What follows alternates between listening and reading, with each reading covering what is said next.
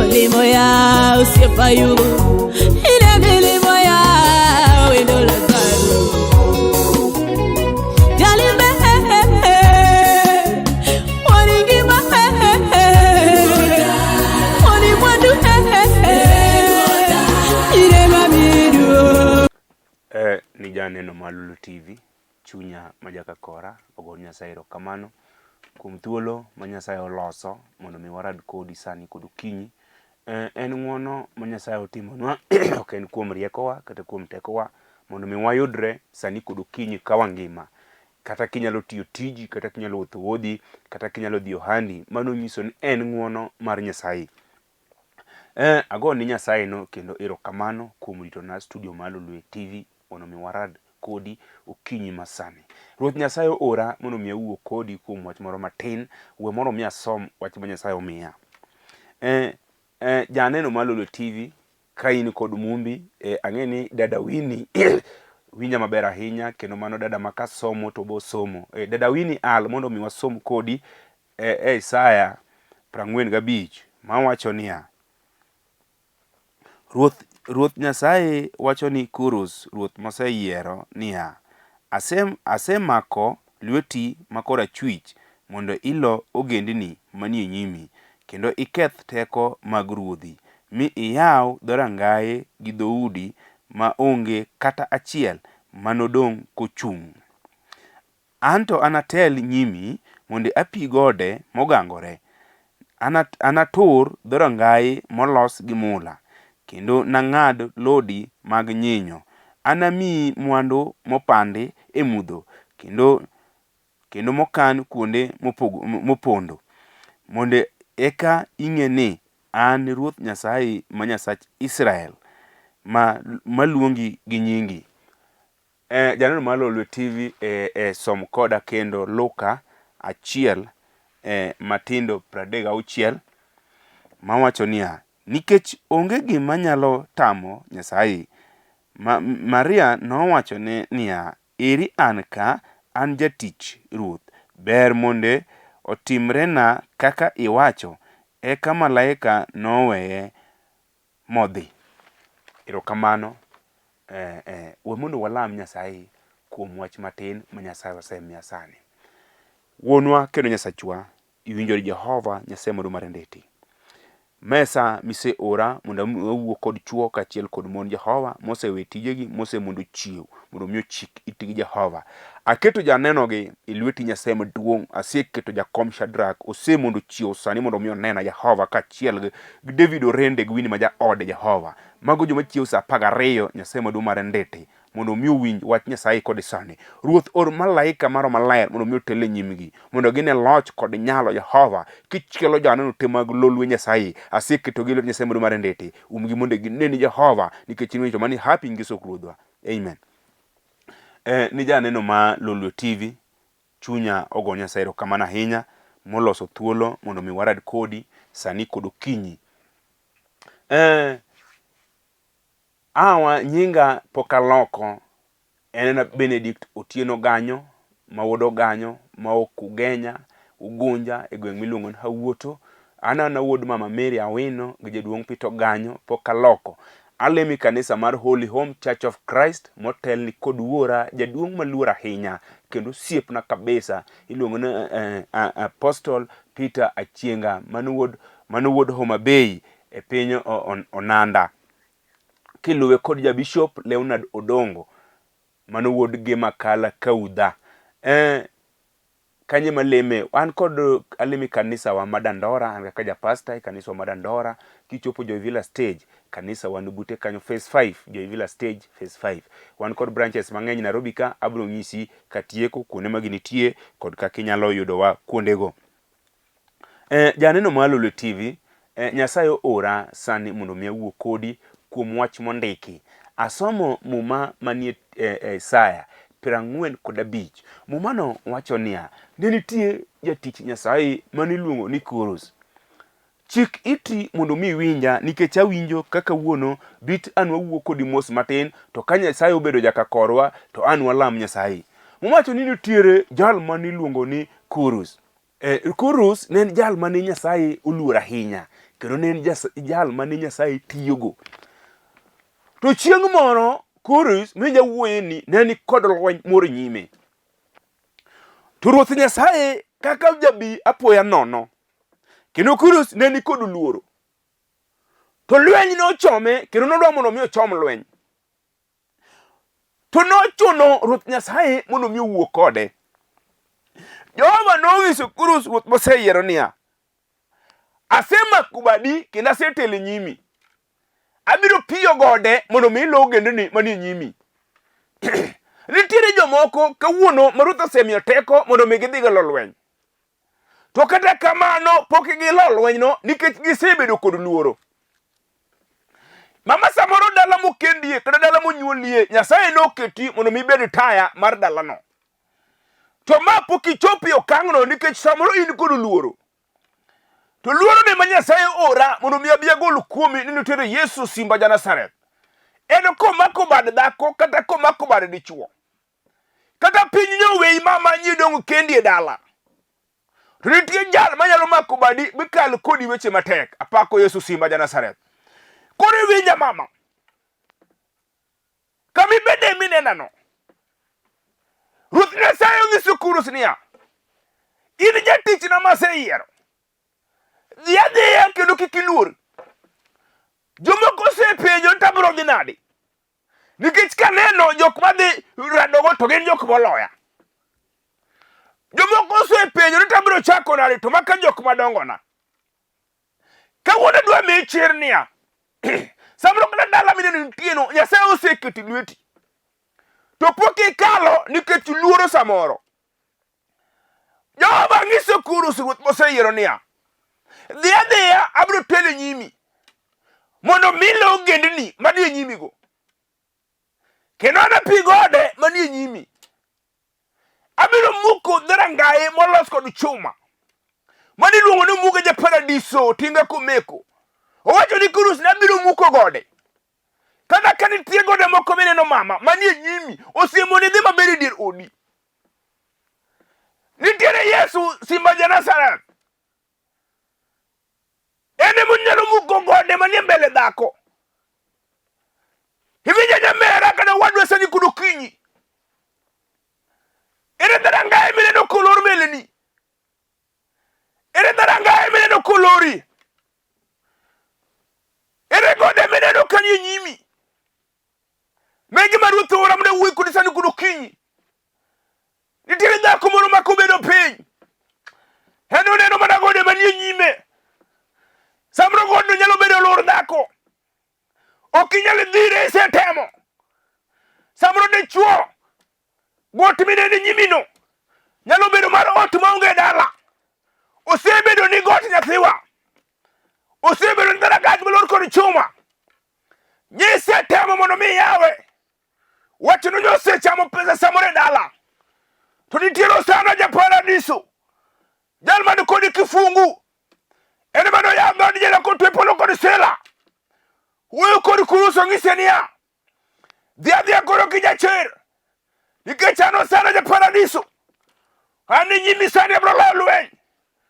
Winyo nyathiwa kemi bede. Katen mar lor matamore dala. Katen mar kwenye mok nyalare. Isetero ni chuo nyathiwa. Wadwa samo kemi bede se kendo. Jiri samro se kwano. Mano gotu mani nyimi. Ruoth nyiso Kurus niya, ane mabiro telo. Miyo nyiso nyathiwa niya, samro lweny migoyono. Lweny no kumari.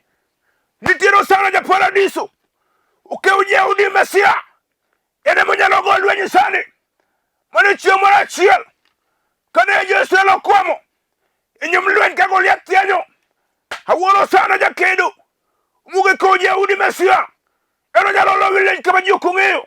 Gogol gotu manie nyimi. Onyiso Kurus niya, ini koro dhi adhiya. Apako sana. En gotu mane mineno mama.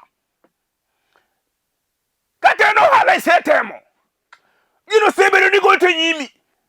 Setemo poko nyalore. Seloko ili aina gaina. Onge duoko miseyudo. Kodi kawuono dhako niya, Nitiere jal ma ng'ato nyalo dhigo, nyalo kone ni Jehova dwa chake. Ber mondo mi tele nyima, nikech in kitelo sana, to onge luoro, be onge kibaji. Ongise kuros niya, abiro muko gode, kata gima nokiro na juoke. Ineno dhako samoro, dala ma nyuomieno, iyudo ka got nitie, setemo mondo mi dhire, kata kamano pok onyalore. Koni kode sani nitiero sana jaler, ene kodonjo kamoro, pako Yesu simba. Be ineno ka godo nyalo kawuono. Wachno ka bibedo kod luoro. Ang'e jal motelo nyima, kata jibro wuoyo kuoma. Ang'e jal motelo nyima, kata nyuola goda siboi. Samro higni 10 mama pok inyuol. Dala ma jo kendieno, chuori osepango pilan mondo miyo manyi dhako machielo manogo to manie nyimi, mondo berangach molor, ok nyalore. Samro ka kinena dhako kamineno mibedeno, ji osewuoyo, kata dhiang' pok odhi dalau, iwinja dhako manogot, itiero sana ja paradiso, dwa piyo gode sani kuom dhako moro moyie. Nitiero sana ja paradiso, dwa yaw dharangae mondo los kod mula, ene mano muko dhod jela. Sama noloni polo kod sila, iwinja sani dhako, ene dharangach, mineno kolor. Ubedi mar tich nyathiwa, ubedi mar tich mama, ubedi mar tich owadwa. Samne setemo mondo mi manyi tich nyathiwa, pok otimore. Kata kidhirangae mikawe ji dwaro jotich, in ok inyalo kawi. Wachno obedo ni got nyise thagori e piny Nairobi ka. Samne segombo mondo mi dog dala, mano got manie nyimi. Obedi ot nyathiwa mapok oger, pango tisepango mondo mi bed kod odi, adine chunyi to dwaro, to ok nyalo timore nikech ang'o? Mano got manie nyimi. Samro nokedo kod wasigu, samro god noket kuda juoko gotieno, kiyang'e rombe, iloko ndagla mondo mi oketh kod kari, obedo ni god nyathiwa. To Yesu wacho ni kurus niya, dhi adhiya.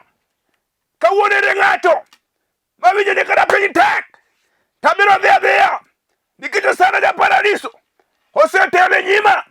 Abiro dhi adhiya, kata ji wuoyo, abiro dhi adhiya, kata ji wachang'o, abiro dhi adhiya, nikech sana osetelo na lweny.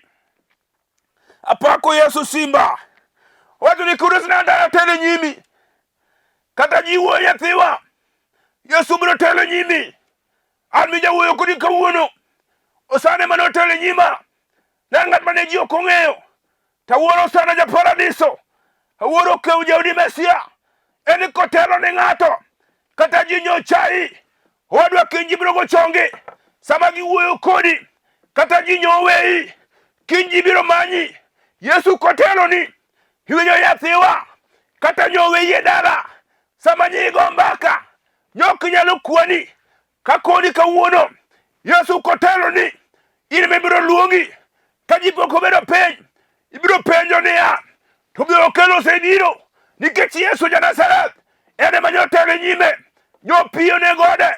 Yesu nyalo ng'awi, ibed kama nyathiwa, ji nyalo neni, kata ka ji obedo peny, inyalo neni ka dhano, kata ka ji obedo peny, inyalo weni kom. Aparo Yesu simba, komako bad ng'ato, kotelo ni ng'ato, onyalo piyo gode. Kawuono gokinyi, Injili dwaro dhako mawinjo niya, kata kadak to got nie nyima, kata kadak dharangayo lor, onyalo bedo mar dak, onyalo bedo mar kwe, goduno endo, onyalo bedo mar koso tich, onyalo bedo mar dhier. Got miwinja wuoyeno, ka ng'ato komanyo Yesu mondo mi otelo nyime, to onge teko kod mamlaka mar muko go nendo. Be winjo ka wach nyalo lo nyathiwa, ere got mineno, winjo ni Yesu nego pini, ng'iso kurus ne dhi adhiya, kata lweny ger, wabiro muomo, nikech nitiero sana, biro piyo lweny, wan waonge teko. Yesu noendo ema nogolo got Maru tuo maoda. Ang'eyo sana ja paradiso. Wachuru ne chalo na got. Kamara mora manadhie. Diene kamyal bedo kod kwe. Wachuru ne chalo na got. Awuoro sana rabi. Yesu no piyo. No dong fulat.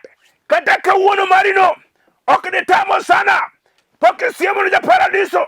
Wachi mineno no mama. Poke siemo no sana. Siemo no ja paradiso. Kone ni Yesu niya. Loro manu goni Jehova. Osebedo na got. Adwa mondo miakal. Yesu piye. Kawuono dhako. Katisa daki gni 10. Poke nyuolo nyathi. Mano kojalisha.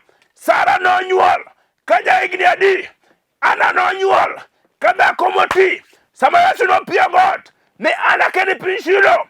Nyathi no yudore. Sama no piyo got. Ni an ni Sara. Sama jotich Nyasaye no donje ode. Ye Samuel no yudore. Iwinjo dhako. Kata sane. Ere wach mineno. Ere got mineno. Onego Yesu pini. Sana ja paradiso. Keuji udi neno. Elmen kodi teko. Be winjo konego pini got mama. Wadweni mibete komini mawuoyo kodi. Dongine no kawaji no se chandi. Dongine no kwaji no se maikwe. Be winjo konego pi got no. Pako sana ja paradiso. Pako keuji udi. Be winjo konego piye. Jal manyala wacho niya. Dira gino sebedo na got. Ubedo kata jiere nyathiwa. Mano mako kukanyo mawuora. Awuoro sana ja paradiso. Yesu no piyo got. Piny no dang filat. Kawuono dala jalo neno. Ok ni kechulongo. Ten mana ng'uono mar Yesu. Ka ng'ato yie kumo sana. Owacho na biro weweche piny. Abiro luwo sana rabi. Jopiny ok nyal piyo ni got. Anyuol ok nyal piyo ni got. Kata kamiti ok nyal piyo ni got. Yesu ja Nazareth kende. Emen kod mamlaka mar piyo got no. Ka ng'ato yie kuom Yesu simba. Muma masomo mar 2. Manitiere Luka. Achiel od 33. Wacho nonge gi matek. Manyalo tamo sana. Muma wacho niya. Onge gi matek. Manyalo tamo Yesu simba. Kawuono dhako. Ang'o mineno matek. Manyose tamo daktari. Kawuono dichuo. Ang'o mineno matek. Manyose tamo nyuola. Kawuono wadwa. Ang'o mineno matek. Manyose tamo familia. Kele nyimo sana sani. Wachi mineno matek no. Nyuse lose odukanyo. Kaka dhako kod dichuo. Nyoko kelo pogruok. Nyoko kelo faida. Nyuse lose. Koda nyuola bubedo piny. Bura samuro nyogo. Jinyo chieme wachino. Kata kamano. Eka nyoduogo ketore. Kawuono sana ja paradiso. Ukeuji udi Mesia. Penjo nango matek. Manyalo tamo Nyasaye. Luka penjo nango matek. Manyalo tamo sana dhako. Bebi nyoka nitiere gi matek. Bebi nyoka nitiere gi mok nyalore. Adwa mondo mikele nyim Yesu sani. Awinjo ka simba noselor. Maria nowacho niya. Ana onge wach. Kakiwache kako timore. Kawuono winjo dhako. Kakiwacho ni Nyasaye. Eka kabiro timore. An sama tuone ewo ngimana. Sama nafunyo sana ja paradiso.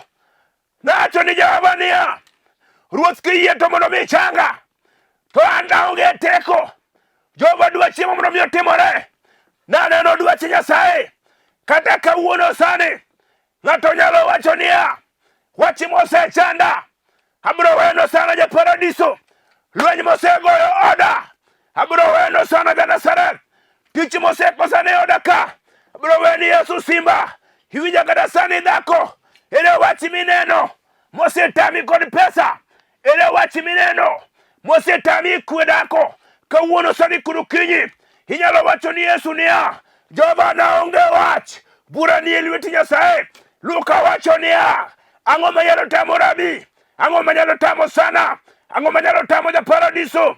Ang'o manyalo tamo simba wa Yuda. Ang'o manyalo tamo Keudenai. Ang'o manyalo tamo Keujehudi. Sani ka ng'ato yie kuom Yesu. Wachi ni Jehova lweny ni nyima. To an aonge teko mag lweny. Adwaro dhako ineno sani. Adwaro dichuo ineno sani. Mowinjo ka chuny okethore. Wacho na adwa wera koda nyuola. Osewuondo, osechamo pesa. Oseketho mwandu na kawuono. Adwa yie kuom Yesu simba. adwa yie kuom Mungu ja paradiso, adwa yie kuom Jehova kende mondo mi otele nyima. Kata ber wach matek ma ji nyose go bura, obed wach matek kowadwa ma ji nyose wacho niya mato kano nyalore, biro nyalore kawuono ka ng'ato yie kuom Yesu, biro nyalore sani ka ng'ato wacho niya adwa jokew Yahudi mondo mi otele nyima. Ere ng'at mawinjo mondo walam kode Nyasaye? Iwinjo dhako in mibede kom, in madwa lamo kodi sana, kiseyie niya onge gima tek manyalo tamo Yesu, onge gima tek manyalo tamo sana, onge gima tek manyalo tamo kew Yahudi, onge gima tek manyalo tamo Mesiano. Kata lweny manie nyime en manoloyo lweny sama Goliath ne thianyo noganda jo-Israel. Mama kata sani kiyie wach mineno motamino, Yesu biro nyalo sani. Wach mineno motamo familia, Yesu biro nyalo sani. Wach mineno motamo nyuola, Yesu biro nyalo sani ka ng'ato yie kuom Yesu. Ere ng'at mawinjo ne walam kod Jehova? Mumu masomo manie Luka noendo wacho nang'o matek manyalo tamo Yesu? Mama bede lure matek. Nitiere jal manyuol, nitiere jal moro ma ka ng'ato chomo ubedo tiche matek wadwa. Yesu wacho niya dala wuora nitiere mwandu, nitiere puothe jokeye matin, iwinjo wadwa dala Yesu, nitiere tich gokinyi. En ang'o matek mineno kaka nyalore? En ang'o motami misetemo kaka dhako, setemo kaka dichuo, kawuono kod okinyi? Be winjo konego loye? Be winjo ka wach moloyino nyalo siemono sana? Be winjo ka wach ma ikweno nyalo kelo ne rabi ana notero mare ka gine piny Shilo sama wachno norome? Be winjo konego konyi mama? Be winjo kinyalo chomo Yesu sani kod okinyi? Iwach niya asegeno kuom dhako, segeno kuom dhano, segeno kuom dichuo, pok omiya faida. Kawuono ka Yesu olima biro chomo wang'a kuom Yesu.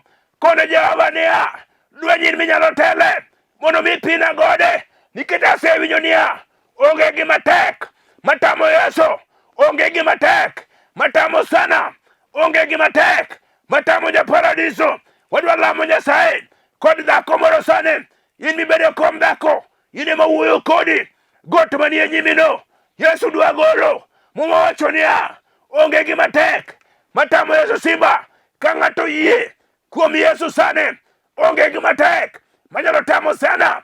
Ka ng'ato yie kuom Jehova sani, onge gima tek matamo Yesu simba. Ere ng'ato lango Nyasaye? Awinjo nega lam Nyasaye gi dhako kata dichuo.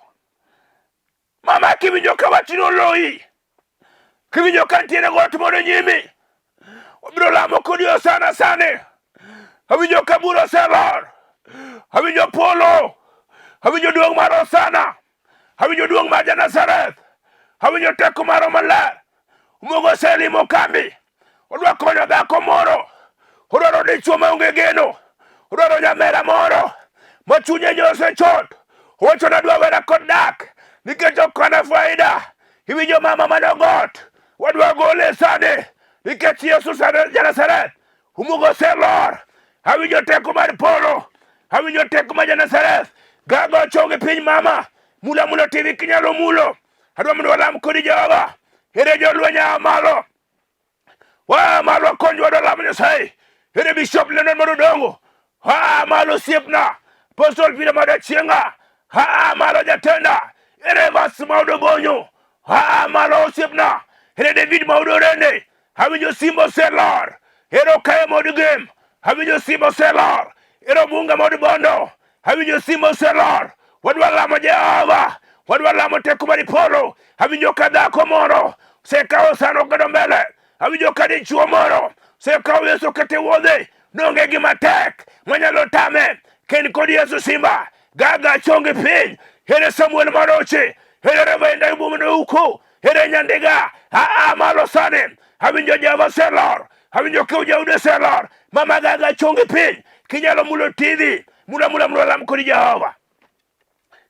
Erokamano Nyasaye Modu mar loch, erokamano Nyasaye Modu mar ndeti, erokamano Nyasaye Modu mar nyalo. Jomo ne dhako ni Jehova oseyie mondo dhi kode ne lweny, oseyie mondo mitele nyime, oseyie mondo pine gode Nyasaye, oseneno got moro mok onyal, loch kumane madu mar ndeti, Nyasaye ane malo mondo mipunye gode rabi, ane malo Jehova mondo mi yamdara ngai monyolor Nyasaye, oseyie nongegi matek, matami rabi, osana amalo mondo mi keth teko mar ruodh Nyasaye maduong', amalo mondo mi umgi gine loch mar nyalo. Nyasaye mondo mar ndeti, asekaw studio malo lwakete lweti, ipar staff te mag lulu Nyasaye, iumgi kune magini tie, asekaw joyalo te mayali oli Nyasaye, mayali kani TV lolwe, aseketo gi kuom Nyasaye, iumgi Jehova, Bishop Abol, Evangelist Neria Nyasaye, Med, Abol Nyasaye maduong', wegine loch mar nyalo, Reverend Ayubo Uko, Nyasaye modu mar ndeti, Benard modu Wiso, Jehova gine loch mar nyalo, kibedo jaka korgi, Nyasaye modu mar ndeti, wabiro ting'o nyingi malo, wane loch mar nyalo, Jehova moloyo, na familia Nyasaye, maro chielo Nyasaye maduong' manitiere Paporian School e pinya Lego Kogelo, sama gin kod kuyo mayuago James Okelo Ng'ong'a Nyasaye, gin loch mar nyalo to moloyo, na dhako jidith ma ja od Nyasaye, umro mielo loch mar nyalo Jehova, kibedo jaka kor Nyasaye maduong' moloyo, na kanisa mar Holy Home, koro to magin tie, gin loch mar nyalo Jehova, alamo ka gino bro timo, to mani happy ngiso krudwa. Abon Nyasaye ro kamano, Jehova maduong' mar loch Nyasaye maduong' mar ndete, mokelo thuolo mondo owuo kodi, an mana wuoyo kodi gi luongan Pastor Benedict Oganyo, audu Genya, mana kana sewacho kamro ne Ugunja, e gweng' miluongo Hawuoto, but Mundau Primary School kanyo, audu Mama Mary Awino gi jaduong' Peter Oganyo, kanye monyuola, alemi kanisa mar Holy Home Church of Christ, manitiere piny Dandora, wan kod branches Nairobi ka, wan kod branches Ngong, kin Ngong Town, wan kod branches kanyo, motelni kod Charles Juma Ud Kabonyo, mano Ud Kano. Ka nitiere Kibera, wan kod kanisa kanyo, motelni kod Bishop Leonard Odongo, but Kamkunji ground kanyo. Ka in Mel Saba, wan kod kanisa, motelni kod Okaya, mano Ud Game. Ka in Mel Saba, Nyasaye mondo miyo gwedho ahinya janeno malolwe, ka in kuondego to gochna mondo miya tudi kod joyalo matajogo mondo mi donje kanisa kanyo. Kakamano, aoro kuyo makende, lit kod kuyo makende ni familia maro chiel, ma joko chiel ma oka piny Paporian Primary School, Alego Kogelo, kuom wito wuodgi magigen ahinya, manyocha member na e kanisa matiyo matek kabisa, James Okelo Ng'ong'a. Nyasaye mondo miyo hochunyu familia ma joko chiel, Nyasaye mondo miyo chung kode jakom maru Vitalis Ochieng, Nyasaye mondo miyo chung kodi wuod Kogelo, wan kodu kana chiel kuom kuyo. Kakamano kanisa te mag Holy Home, Nyasaye mondo miyo gwedho ahinya kuom tich manyocha ukonya e piny Dandora. Nyasaye mondo miyo umu kuonde duto ma unutie, wan loch kod ng'wono mar Nyasaye. Jokogelo, wabiro Kogelo tich abich, wabiro mondo wakow owadwa manyose nindo James Okelo Ng'ong'a e piny Paporian Primary School kanyo e piny Kogelo. Nyasaye mondo miyo gwedhu, ka in ko heria mar Siaya, warad Kogelo mondo wane loch kod ng'wono mar Nyasaye. Nyasaye mondo miyo umne ahinya jakoma Shadrack Otieno mano Odu Yoma, kachiel kod dada Winnie kod David Orende. Nyasaye mondo miyo umu ahinya wane loch kod ng'wono mar Nyasaye. Nyasaye mondo miyo gwedhna ahinya Reverend Ayubo Ouko, wane ng'wono ka Nyasaye obedo jaka kodwa. Kakamano, Nyasaye kaw namba na nitiere piny ka 0711 79 50 46, machielo en 0711, machielo en 0735 43 67 66. Gochna namba makalo kanyogo mondo wapim kode wach, mondo walam Nyasaye e wach beneno ka got nitie nyimino. Kakamano, Nyasaye mondo mi umna ng'etna Josephine Manyara Sumbi, wane ng'wono kod loch mar Nyasaye. Jehova mondo mi umu, wachak wararo odiochieng' mar tich ariyo. Shalom. Olimo ya usiepayu,